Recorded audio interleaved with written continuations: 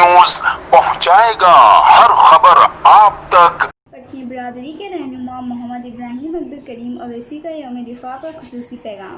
الصلاۃ والسلام علیک یا رسول اللہ، الصلاۃ والسلام علیک یا حبیب اللہ۔ السلام علیکم میری پٹنی برادری کے پیارے نوجوان بھائیوں، میں محمد ابراہیم عبدالکریم اویسی سنگسروالا آج آپ سے بحیثیت کارکن پٹنی برادری اور ایک محب وطن پاکستانی کی حیثیت سے مخاطب ہوں۔ آج یوم دفاع پاکستان ہے، جس دن یعنی 6 ستمبر 1965 کو ہمارے ملک کی بہادر فوج اور غیور عوام نے اپنے سے کئی گنا بڑے اور مکار دشمن کو اپنے ملک سے مار بھگایا۔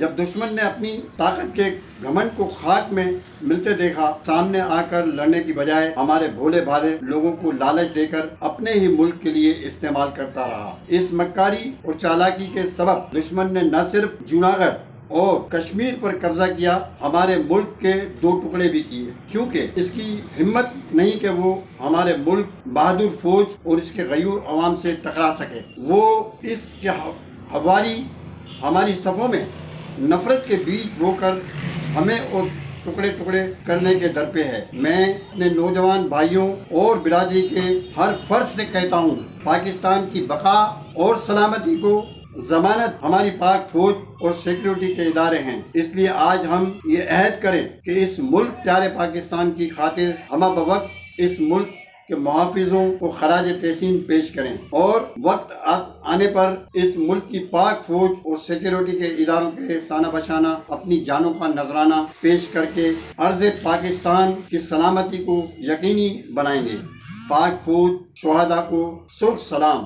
پاک فوج زندہ باد، پاکستان پائندہ باد۔ پاک فوج ہمارے ملک کی سیکیورٹی کا ضامن ہے۔ پاک فوج اور قوم نے مل کر 6 ستمبر 1965 کو دشمن کو شکست دی۔ انہوں نے اس عزم کا اظہار کیا کہ ہم وطن عزیز کے لیے کسی بھی قربانی سے دریغ نہیں کریں گے۔ رپورٹ انیکا رضوان، CNBC سٹی نیوز، کراچی۔